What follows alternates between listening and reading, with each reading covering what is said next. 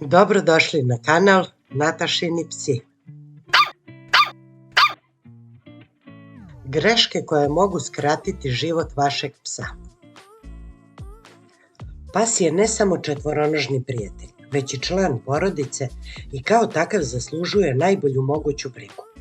Međutim, užurbanost u svakodnevnom životu i nespremnost vlasnika često dovode do grešaka koje mogu značajno skratiti život psa. U ovom videu istražit ćemo i ukazati na najčešće greške koje vlasnici pasa prave kako bismo pružili dug, srećan i zdrav život našim čupavim prijateljima.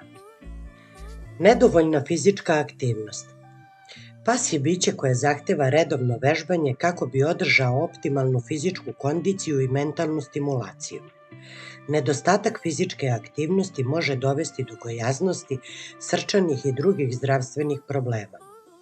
Redovne šetnje, trčanje i igra su ključne za održavanje srećnog i zdravog psa. Nepravilna ishrana. Ishrana igra ključnu ulogu u zdravlju psa. Hrana koja nije prilagođena rasi, uzrastu ili posebnim potrebama može dovesti do prekomerne težine, problema sa kožom i dlakom, kao i mnogim drugim zdravstvenim problemima. Posavetujte se sa veterinarom kako biste odabrali pravu vrstu hrane i pridržavali se preporučenih porcije. Još jedna greška koju vlasnici pasa često prave, a koja može izazvati ozbiljne zdravstvene probleme kod pasa, je davanje ostataka hrane sa stola. Pripremljena hrana za ljude je začinjena, slana ili slatka, a kao takva je štetna za zdravlje psa. Ignorisanje redovnih veterinarskih pregleda. Redovne posete veterinaru su ključne za rano prepoznavanje potencijalnih zdravstvenih problema. Ignorisanje tih pregleda može dovesti do kasnog otkrivanja bolesti i smanjenja šansi za uspešno izlečenje. Prevencija je ključ zdravlja, pa iz tog razloga bar jednom godišnje odvedite psa na vakcinaciju i pregled kod veterinara. Nedostatak socijalizacije.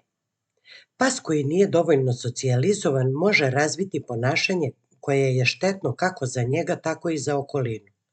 Nedostatak izloženosti različitim situacijama, ljudima i drugim psima može uzrokovati stres, anksioznost i agresivnost. Nedovoljna higijena.